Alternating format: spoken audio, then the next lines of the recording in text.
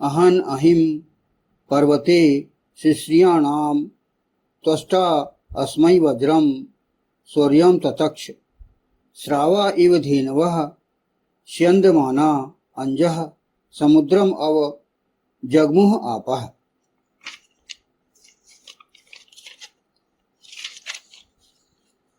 हनन किया अहि को पर्वत में सोने वाले का, सर्वनिर्माता ने इसके लिए घोर गर्जना करने वाले वज्र का निर्माण किया।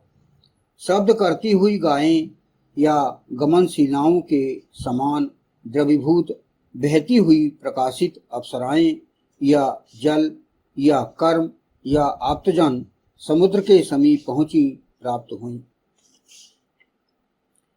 यह मंत्र लिया गया जो ऋग्वेद के प्रथम मंडल का है और सूक्त है 32वां और उसका यह द्वितीय मंत्र है। और उसके पश्चात यदि वे उन 20 कन्याओं को सुधारने का प्रयास करने का वो प्रयास करें, उन्हें जीवन में अपनाएं और वे समाज को अच्छा बनाएं।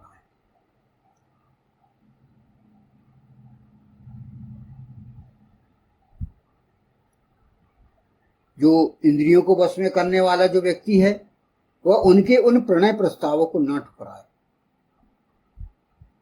यदि वे सुधरना चाह रही हैं 20 कन्याएं तो उन्हें वो स्वीकार करें, क्योंकि इससे समाज में सुधार की आवश्यकता है, समाज वहां सुधर सकता है।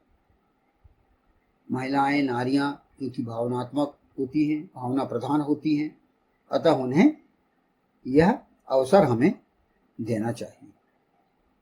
तो वेद में यहां पर एक बात कही गई है कि उन्हें स्वयंवर अधिकार का प्रयोग या स्वयंवर अधिकार उन्हें दिया गया है औरतों को, तो जिसे वो चुनना चाहें और उन्हें वो इंद्रियों को वश में करने वाला वह उन्हें स्वीकार करे। बल्कि पुरुष को स्वयं वधु का अधिकार नहीं दिया गया। यहां पर जो है स्वयं वधु अधिकार वह नहीं दिया गया है, बल्कि औरतों को स्वयंवर अधिकार दिया गया है। ये यहां पर हमें इसकी गंभीरता को समझना चाहिए। अतः गायों के समान गमनशिलाओं को अपनी ओर शब्द करते हुए आने पर, द्रवीभूत होकर आने पर उनका स्वागत करना है, उनको स्वीकार करना है, उन्हें भली भांति प्राप्त होना है। यहां पर वही कहा गया है कि यदि वे औरतें यदि अपने आप को मुख्य धारा में लाना चाहती हैं तो उन्हें स्वीकार करना है। इंद्रियों को वश में करने वाले को, सत्पुरुष को, उन लड़कियों को, औरतों को स्वीकार करना है, ये वेद कहता है। और उसकी जिम्मेदारी हो जाती है कि उसे अपनी पत्नी बनाना है और पत्नी बना के उसे सही जीवन जीने की, उसे मुख्य धारा में लाना है और समाज को सुधारना है, समाज में हमें सही स्थिति लाना है। वेद में अनेकों मंत्रों में लड़कियों और औरतों की तुलना गायों से की गई है। इस दृष्टिकोण से उन मंत्रों का अध्ययन किया जाना आवश्यक है। यहां पर लड़कियों और औरतों को गाय कहा गया है, जिसमें अनेक मंत्र, वेद के 20,416 मंत्रों में जो गाय संबंधी जो मंत्र आए हैं उनको हम समझ सकते हैं। गाय यहाँ गवासनशिलाएं होती हैं, गाय भी होती है, तो उन वेद मंत्रों को भी हम समझें, उनको गंभीरता से समझें। आगे हम उन ऋग्वेद, यजुर्वेद, सामवेद, अथर्ववेद के अंतर्गत जो भी इस संबंध में जो मैटर आया है उसको हम समझें गंभीरता से और उसे हम प्रयोग में लाएं। जैसे कि हम जानते हैं कि ब्रह्मर्षि वशिष्ठ के पास कामधेनु गाय थी, जिसका नाम क्या था? जिसका नाम था नंदिनी। वह नंदिनी क्या थी? वह उसके सामने जो इच्छा हम करते थे वह हमको प्रदान करती थी। उसे कामधेनु गाय कहा जाता था, नंदिनी गाय। तो यहां पर हम अलंकारिक रूप से उसको समझने के प्रयास करें कि हम यदि पति और पत्नी मिलकर हमारे जीवन को हम संवार सकें, सुधार सकें, तो हम अपनी इच्छाओं को पूर्ण कर सकते हैं, अपनी वैदिक इच्छाओं को, अपनी सारी जो आवश्यकताओं को हम पूर्ण कर सकते हैं। इससे एक हमें शिक्षा भी मिलती है। और जैसा कि हम देखते हैं कि जिस घर में पति पत्नी के बीच अच्छे संबंध हैं, अच्छी समझ है, एक सी विचारधारा है, तो वह उनका परिवार बहुत सुखमय जीवन जीता है। उस परिवार की सारी इच्छाएं पूर्ण होती हैं, यह हम समझें और उसको हम एक गंभीरता से लेते हुए इस बात को हम समझें और हमारे पूरे जीवन को हम संवारें। और हमारे जो वेद मंत्र में जो कहा गया है, सफल जीवन जीने की सलाह दी गई है, उसे हम पूरी तरह से आचरण में लें। इस मंत्र के आधार पर हम समझने का प्रयास करें। तो इस द्वितीय मंत्र में यही कहा गया है कि जो हमारे जीवन में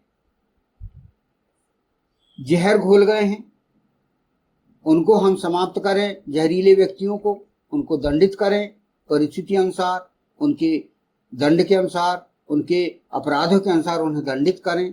आवश्यकता पड़ने पर उन्हें मृत्यु दंड दें। और यदि वो भयंकर अपराध करके लुक भी गए हों, कहीं छिप भी गए हों, तो उन्हें पकड़कर उन्हें मृत्यु दंड भी दिया जा सकता है। और इसके लिए ईश्वर ने, ईशान परम परमात्मा ने यह कहा है कि घोर गर्जना करने वाले अस्त्र शस्त्रों का भी निर्माण आप कर सकते हो और उनके अंडर में जो स्त्री रत्न है उनको आप अपना सकते हो, उनके जीवन को आप संवार सकते हो। इस प्रथम और द्वितीय मंत्र को हम समझें अच्छे से और हमारे जो इंद्रियों को वश में करने वाला व्यक्ति है वो अपने स्वभाव में गंभीरता लाए, अपने स्वभाव को शांत रखे और जिन्हें वह अपना रहा है उन्हें गंभीरता से वो अपने जीवन में सुखमय जीवन जीते हुए और सफलता प्राप्त करे और सत्पुरुषों के समाज निर्माण में वह भागीदारी हो। यह इंद्रियों को वश में करने वाले और सत्पुरुष का ये कर्तव्य यहाँ पर बताया गया है। इस मंत्र को, इन मैटर को आप समझें और जो वैदिक पर्सपेक्टिव के माध्यम से आपको जो बताया जा रहा है, हम एक वेद के विद्यार्थी हैं, वेद को समझने का प्रयास कर रहे हैं। इस वैदिक पर्सपेक्टिव को आप सब्सक्राइब कीजिए, शेयर कीजिए और जैसा कि कहा गया है, पहले ये एक विचारधारा में था कि वेद एक गूढ़ है जिसे कि समझा नहीं जा सकता, तो हमने सरल भाषा में समझाने का प्रयास किया है। वैदिक संस्कृत के आधार पर वेद पूरी तरह से अवतरित किया गया है। उसके बाद यह जो भाष्य किया गया है एक सरल भाषा में किया गया है, जिसको हमें स्वयं एक विद्यार्थी के रूप में समझ रहे हैं और आपको सरल भाषा में आपको हम प्रस्तुत कर रहे हैं। इसे हम समझें और हमारे जीवन को हम सफल बनाएं। इत्युम सम। हनन किया अही का पर्वत में सोने वाले का, सब निर्माता ने इसके लिए घोर गर्जना करने वाली वज्र का निर्माण किया। शब्द करती हुई गायों या गमनशिलाओं के समान द्रवीभूत बहती हुई प्रकाशित अप्सराएं जल कर्म आप्तजन समुद्र के समीप पहुंची प्राप्त हुई।